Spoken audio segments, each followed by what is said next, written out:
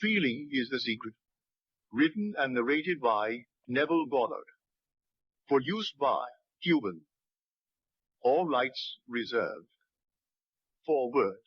This book is concerned with the art of realizing your desire. It gives you an account of the mechanism used in the production of the visible world. It is a small book, but not slight. There is a treasure in it, a clearly defined road to the realization of your dreams. Were it possible to carry conviction to another by means of reasoned arguments and detailed instances, this book will be many times its size. It is seldom possible, however, to do so by means of written statements or arguments, since to the suspended judgment it always seems plausible to say that the author was dishonest or deluded, and therefore his evidence was tainted. Consequently, I have purposely omitted all arguments and testimonials and simply challenged the open-minded reader to practice the law of consciousness as revealed in this book. Personal success will prove far more convincing than all the books that could be written on the subject. Neville. Chapter 1. Law and its operation. The world and all within it is man's conditioned consciousness objectified. Consciousness is the cause as well as the substance of the entire world.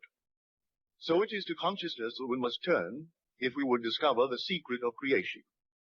Knowledge of the law of consciousness and the method of operating this law will enable you to accomplish all you desire in life. Armed with a working knowledge of this law, you can build and maintain an ideal world. Consciousness is the one and only reality, not figuratively, but actually. This reality may, for the sake of clarity, be likened unto a screen which is divided into two parts, the conscious and the subconscious. In order to intelligently operate the law of consciousness, it is necessary to understand the relationship between the conscious and the subconscious. The conscious is personal and selective. The subconscious is impersonal and non-selective. The conscious is the realm of effect. The subconscious is the realm of force. These two aspects are the male and female divisions of consciousness. The conscious is male, the subconscious is female. The conscious generates ideas and impresses these ideas on the subconscious. The subconscious receives ideas and gets form and expression to them. By this law, first conceiving an idea and then impressing the idea conceived on the subconscious, all things evolve out of consciousness. And without this sequence, there is not anything made that is made. The conscious impresses the subconscious, while the subconscious expresses all that is impressed upon it. The subconscious does not originate ideas, but accepts as true those which the conscious mind feels to be true, and, in a way known only to itself, objectifies the accepted ideas. Therefore, through his power to imagine and feel and his freedom to choose the idea he will entertain, man has control over creation. Control of the subconscious is accomplished through control of your ideas and feelings. The mechanism of creation is hidden in the very depth of the subconscious, the female aspect or womb of creation. The subconscious transcends reason and is independent of induction. It contemplates a feeling as a fact existing within itself, and on this assumption proceeds to give expression to it. The creative process begins with an idea, and its cycle runs its course as a feeling and ends in a volition to act. Ideas are impressed on the subconscious through the medium of feeling. No idea can be impressed on the subconscious until it is felt, but once felt, be it good, bad, or indifferent, it must be expressed. Feeling is the one and only medium through which ideas are conveyed to the subconscious. Therefore, the man who does not control his feeling may easily impress the subconscious with undesirable states. By control of feeling is not meant restraint or suppression of your feeling, but rather the disciplining of self to imagine and entertain only such feeling as contributes to your happiness. Control of your feeling is all important to a full and happy life. Never entertain an undesirable feeling, nor think sympathetically about wrong in any shape or form. Do not dwell on the imperfection of yourself or others. To do so is to impress the subconscious with these limitations. What you do not want done unto you, do not feel that it is done unto you or another. This is the whole law of a full and happy life. Everything else is commentary. Every feeling makes a subconscious impression, and as it is counteracted by a more powerful feeling of an opposite nature, must be expressed. The dominant of two feelings is the one expressed. I am healthy is a stronger feeling than I will be healthy. To feel I will be is to confess I am not. I am is stronger than I am not. What you feel you are always dominates what you feel you would like to be. Therefore, to be realized, the wish must be felt as a state that is rather than a state that is not. Sensation precedes manifestation and is the foundation upon which all manifestation rests. Be careful of your moods and feelings, for there is an unbroken connection between your feelings and your visible world. No body is an emotional filter and bears the unmistakable marks of your prevalent emotions. Emotional disturbances, especially suppressed emotions, are the causes of all disease. To feel intensely about a wrong without voicing or expressing that feeling is the beginning of disease, in both body and environment. Do not entertain the feeling of regret or failure, for frustration or detachment from your objective results in disease. Think feelingly only of the state you desire to realize. Feeling the reality of the state sought and living and acting on that conviction is the way of all seeming miracles. All changes of expression are brought about through a change of feeling. A change of feeling is a change of destiny. All creation occurs in the domain of the subconscious. What you must acquire then is a reflective control of the operation of the subconscious. That is control of your ideas and feelings. Chance or accident is not responsible for the things that happen to you, nor is predestined fate the author of your fortune or misfortune. Your subconscious impressions determine the conditions of your world. The subconscious is not selective. It is impersonal and no respecter of persons. Acts 10:34. The subconscious is not concerned with the truth or falsity of your feeling. It always accepts as true that which you feel to be true. Feeling is the assent of the subconscious to the truth of that which is declared to be true. Because of this quality of the subconscious, there is nothing impossible to man. Whatever the mind of man can conceive and feel as true, the subconscious can and must objectify. Your feelings create the pattern from which your world is fashioned, and a change of feeling is a change of pattern. The subconscious never fails to express that which has been impressed upon it. The moment it receives an impression, it begins to work out the ways of its expression. It accepts the feeling impressed upon it, your feeling, as a fact existing within itself, and immediately sets about to produce in the outer or objective world the exact likeness of that feeling. The subconscious never alters the accepted beliefs of man. It outpictures them to the last detail, whether or not they are beneficial. To impress the subconscious with the desirable state, you must assume the feeling that would be yours, as you already realize your wish. In defining your objective, you must be concerned only with the objective itself. The manner of expression or the difficulties involved are not to be considered by you. To think feelingly on any state impresses it on the subconscious. Therefore, if you dwell on difficulties, barriers, or delay, the subconscious, by its very non-selective nature, accepts the feeling of difficulties and obstacles as your request and proceeds to produce them in your outer world. The subconscious is the rule of creation. It receives the idea unto itself through the feelings of man. It never changes the idea received, but always gives it form. Hence the subconscious outpictures the idea in the image and likeness of the feeling received. To feel a state as hopeless or impossible is to impress the subconscious with the idea of failure. Although the subconscious faithfully serves man, it must not be inferred that the relation is that of a servant to a master, as was anciently conceived. The ancient prophets called it the slave and servant of man. St. Paul personified it as a woman and said, the woman should be subject to man in everything. Ephesians 5:24. The subconscious does serve man and faithfully is formed to his feelings. However, the subconscious has a distinct distaste for compulsion and responds to persuasion rather than to command. Consequently, it resembles the beloved wife more than the servant. The husband is head of the wife. Ephesians 5:23 may not be true of man and woman in their earthly relationship, but it is true of the conscious and the subconscious, or the male and female aspects of consciousness. The mystery to which Paul referred when he wrote, "This is a great mystery. He that loveth his wife loveth as himself, and they two shall be one flesh."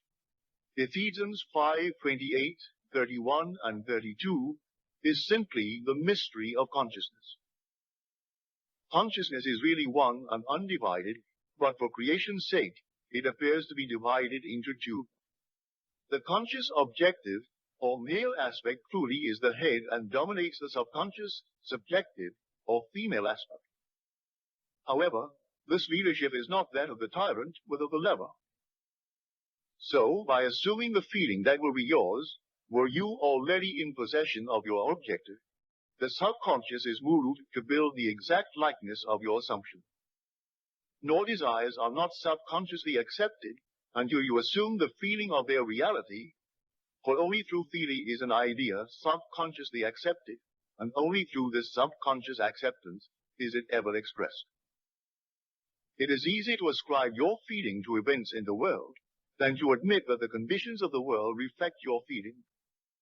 However, it is eternally true that the outside mirrors the inside, as within, so without, the corpus hermeticum. A man can receive nothing unless it is given him from heaven, John 3:27, and the kingdom of heaven is within you, Luke 17:21. Nothing comes from without. All things come from within, from the subconscious. It is impossible for you to see other than the contents of your consciousness. Your world, in its every detail, is your consciousness objectified. Objective states bear witness of subconscious impressions. A change of impression results in a change of expression. The subconscious accepts as true that which you feel as true, and because creation is the result of subconscious impressions, you, by your feeling, determine creation. You are already that which you want to be, and your refusal to believe this is the only reason you do not see it. To seek on the outside for that which you do not feel you are is to seek in vain, for we never find that which we want. We find only that which we are. In short, you express and have only that which you are conscious of being or possessing. To him that hath it is given, Matthew 13:12. Denying the evidence of the senses and appropriating the feeling of the wish fulfilled is the way to the realization of your desire. But as to your self-control of your thoughts and feelings is your highest achievement. However, until perfect self-control is attained, so that in spite of appearances you feel all that you want to feel, use sleep and prayer to aid you in realizing your desired states. These are the two gateways into the subconscious. Chapter 2. Sleep. Sleep, the life that occupies 1/3 of our stay on earth, is the natural door into the subconscious. So it is with sleep that we are now concerned. The conscious 2/3 of our life on earth is measured by the degree of attention we give sleep. Our understanding of and delight in what sleep has to bestow will cause us, night after night, to set out for it as though we were keeping an appointment with a lover. In a dream, in a vision of the night, when deep sleep falleth upon men, in slumbering upon the bed, then he openeth the ears of men, and sealeth their instruction. Job 33. It is in sleep and in prayer, a state akin to sleep, that man enters the subconscious to make his impressions and receive his instructions. In these states, the conscious and subconscious are creatively joined. The male and female become one flesh. Sleep is the time when the male or conscious mind turns from the world of sense to seek its lover or subconscious self. The subconscious, unlike the woman of the world who marries her husband to change him, has no desire to change the conscious waking state, but loves it as it is and faithfully reproduces its likeness in the outer world of form. The conditions and events of your life are your children, formed from the molds of your subconscious impressions in sleep. They are made in the image and likeness of your innermost feeling, that they may reveal you to yourself. As in heaven, so on earth. Matthew 6:10. As in the subconscious, so on earth. Whatever you have in consciousness as you go to sleep is the measure of your expression in the waking 2/3 of your life on earth. Nothing stops you from realizing your objective, save your failure to feel that you are already that which you wish to be, or that you are already in possession of the things sought. Your subconscious gives form to your desires only when you feel your wish fulfilled. The unconsciousness of sleep is the normal state of the subconscious. Because all things come from within yourself, and your conception of yourself determines that which comes, you should always feel the wish fulfilled before you drop off to sleep. You never draw out of the deep of yourself that which you want. You always draw that which you are, and you are that which you feel yourself to be, as well as that which you feel as true of others. To be realized, then, the wish must be resolved into the feeling of being, or having, or witnessing the state sought. This is accomplished by assuming the feeling of the wish fulfilled. The feeling which comes in response to the question, how would I feel were my wish realized, is the feeling which should monopolize and immobilize your attention as you relax into sleep. You must be in the consciousness of being, or having that which you want to be, or to have before you drop off to sleep. Once asleep, man has no freedom of choice. His entire slumber is dominated by his last waking concept of self. It follows, therefore, that he should always assume the feeling of accomplishment and satisfaction before he retires in sleep. Come before me with singing and thanksgiving. Psalm 95:2. Enter into his gates with thanksgiving, and into his courts with praise. Psalm 104. Your mood prior to sleep defines your state of consciousness as you enter into the presence of your everlasting lover, the subconscious. She sees you exactly as you feel yourself to be. If, as you prepare for sleep, you assume and maintain the consciousness of success by feeling I am successful, you must be successful.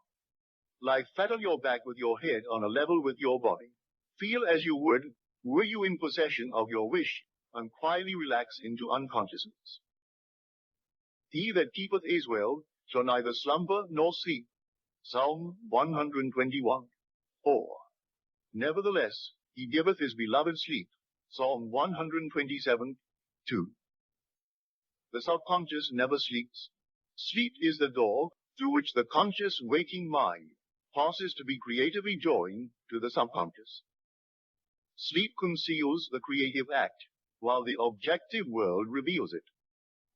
In sleep, man impresses the subconscious with his conception of himself. What more beautiful description of this romance of the conscious and subconscious is there than that told in the Song of Solomon? By night on my bed I sought him whom my soul loveth. I found him whom my soul loveth. I held him, and I not let him go, until I had brought him into my mother's house, and into the chamber of her that conceived me. Preparing to sleep, you feel yourself into the state of the answered wish, and then relax into unconsciousness. Your realized wish is he whom you seek. By night on your bed, you seek the feeling of the wish fulfilled, that you may take it with you into the chamber of her that conceived you, into sleep, or the subconscious, which gave you form. that this wish also may be given expression. This is the way to discover and conduct your wishes into the subconscious. Feel yourself in the state of the realized wish and quietly drop off to sleep. Night after night, you should assume the feeling of being, having and witnessing that which you seek to be, possess and see manifested. Never go to sleep feeling discouraged or dissatisfied. Never sleep in the consciousness of failure. Your subconscious, whose natural state is sleep, sees you as you believe yourself to be. And whether it be good, bad, or indifferent, the subconscious will faithfully embody your belief. As you feel so, do you impress her, and she, the perfect lover, gives form to these impressions and now pictures them as the children of her beloved. Thou art all fair, my love. There is no spot in thee. Song of Solomon 4:7 is the attitude of mind to adopt before dropping off to sleep. Disregard appearances and feel that things are as you wish them to be, for recall things that are not seen as though they were, and the unseen becomes seen, Romans 4:17. For assume the feeling of satisfaction is to call conditions into being which will mirror satisfaction. Signs follow, they do not precede. Proof that you are will follow the consciousness that you are. It will not precede it. You are an eternal dreamer, dreaming non-eternal dreams. Your dreams take form as you assume the feeling of their reality. Do not limit yourself to the past. Knowing that nothing is impossible to consciousness, begin to imagine states beyond the experiences of the past. Whatever the mind of man can imagine, man can realize.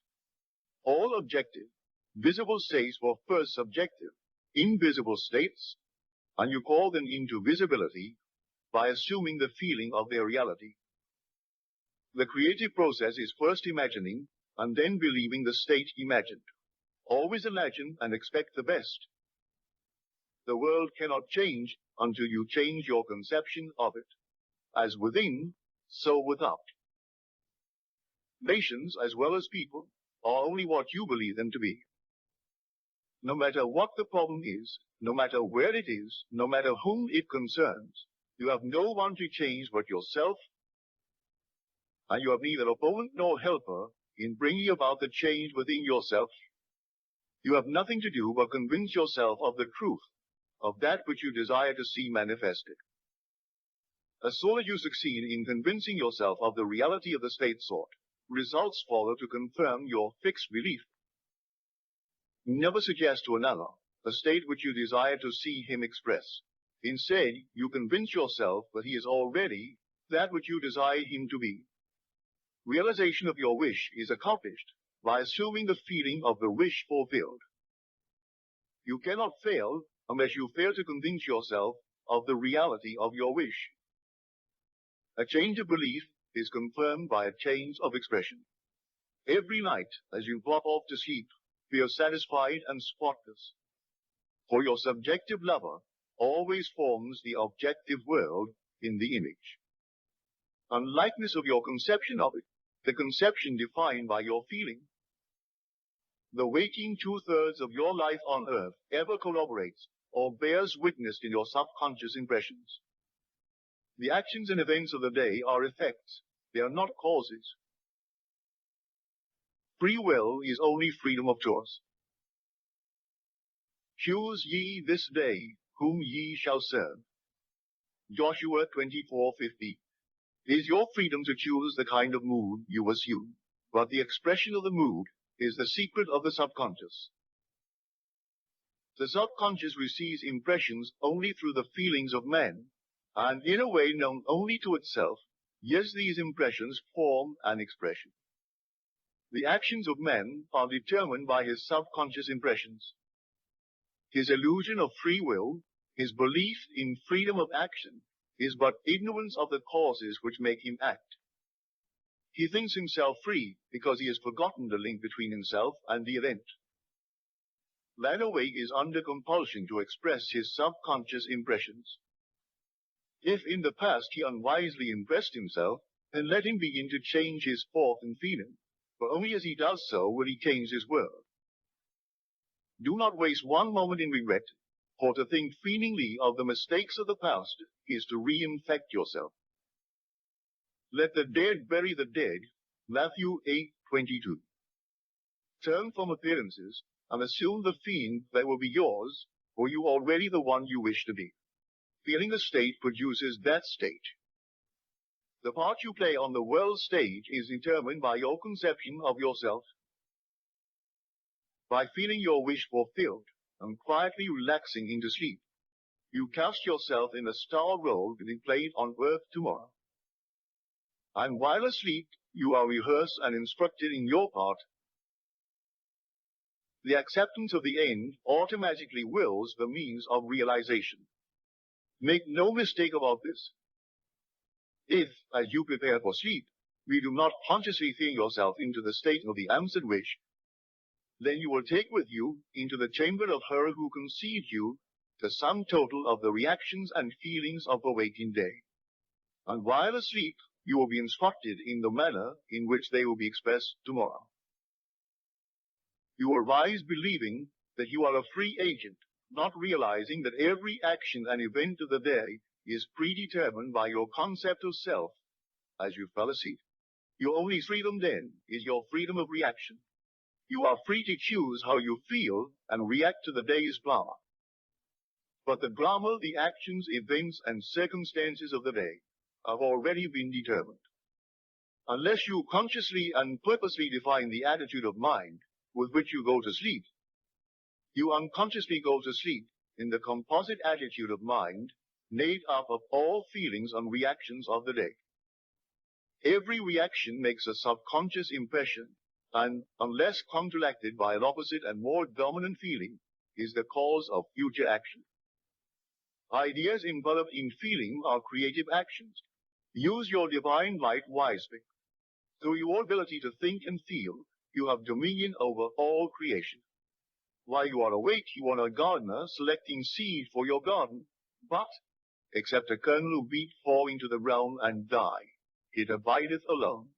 But if it die, it bringeth forth much fruit. John 12:24.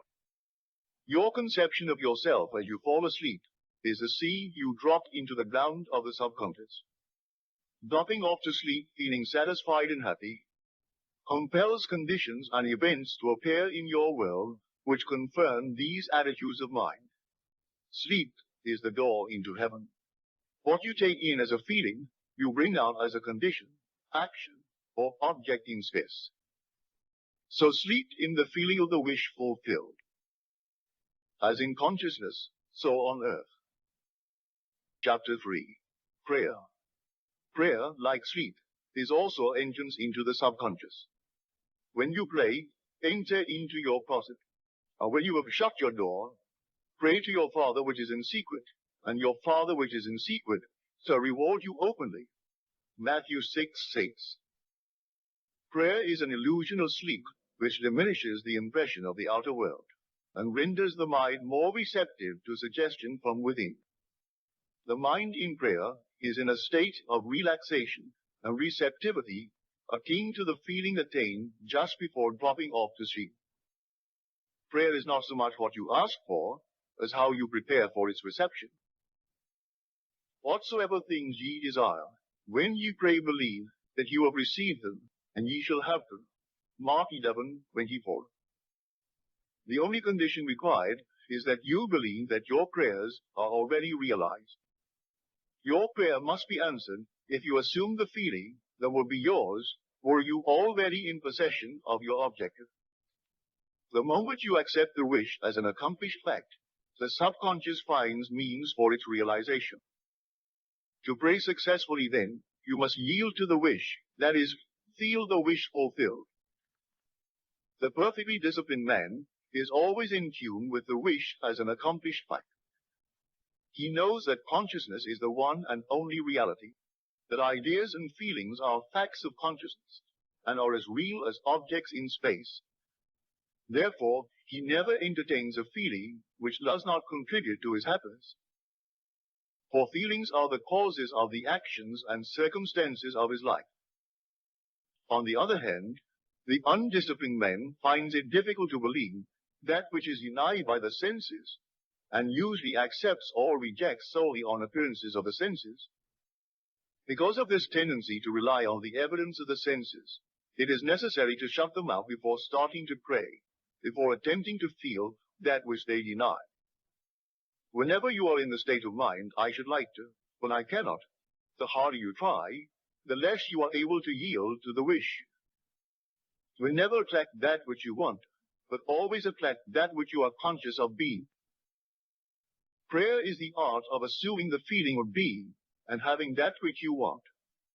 When the senses confirm the absence of your wish, all conscious effort to counteract the suggestion is futile and tends to intensify the suggestion. Prayer is the art of yielding to the wish and not the forcing of the wish. Whenever your feeling is in conflict with your wish, feeling will be the victor. The dominant feeling invariably expresses itself. Prayer must be without effort. In attempting to fix an attitude of mind which is denied by the senses, effort is fatal. To yield successfully to the wish as an accomplished fact, you must create a passive state, a kind of reverie or meditative reflection, similar to the feeling which precedes sleep.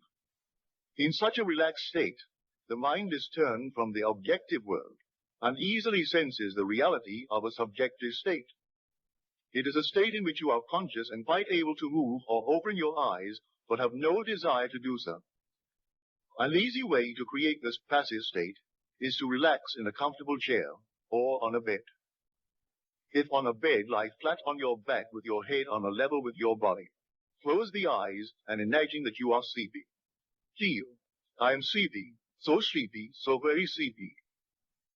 In a little while, a faraway feeling accompanied by a general lassitude and loss of all desire to move envelops you. You feel a pleasant, comfortable rest and not inclined to alter your position, although under other circumstances you would not be at all comfortable. When this passive state is reached, imagine that you have realized your wish, not how it was realized, but simply the wish fulfilled. Imagine in picture form what you desire to achieve in life. Then feel yourself as having already achieved it. Thoughts produce tiny little speech movements, which may be heard in the passive state of prayer as pronouncements from without. However, this degree of passivity is not essential to the realization of your prayers. All that is necessary is to create a passive state and feel the wish fulfilled. All you can possibly need or desire is already yours. You need no helper to give it to you. It is yours now. Call your desires into being by imagining and feeling your wish fulfilled. As the end is accepted, you become totally indifferent as the possible failure, for acceptance of the end wills the means to that end. When you emerge from the moment of prayer, it is as though you were shown the happy and successful end of a play, although you were not shown how that end was achieved. However, having witnessed the end regardless of any anticlimactic sequence, you remain calm and secure in the knowledge that the end has been perfectly defined. Chapter 4. Spirit Feeling. Not by might nor by power, but by my spirit, said the Lord of hosts, Zechariah 4:6. Let into the spirit of the state desired by assuming the feeling that will be yours, were you already the one you want to be. As you capture the feeling of the state sought, you are relieved of all effort to make it so, for it is already so. There is a definite feeling associated with every idea in the mind of man. Capture the feeling associated with your realized wish by assuming the feeling that will be yours. Were you already in possession of the thing you desire, and your wish will objectify itself. Faith is feeling, according to your faith, be it unto you, Matthew 9:29.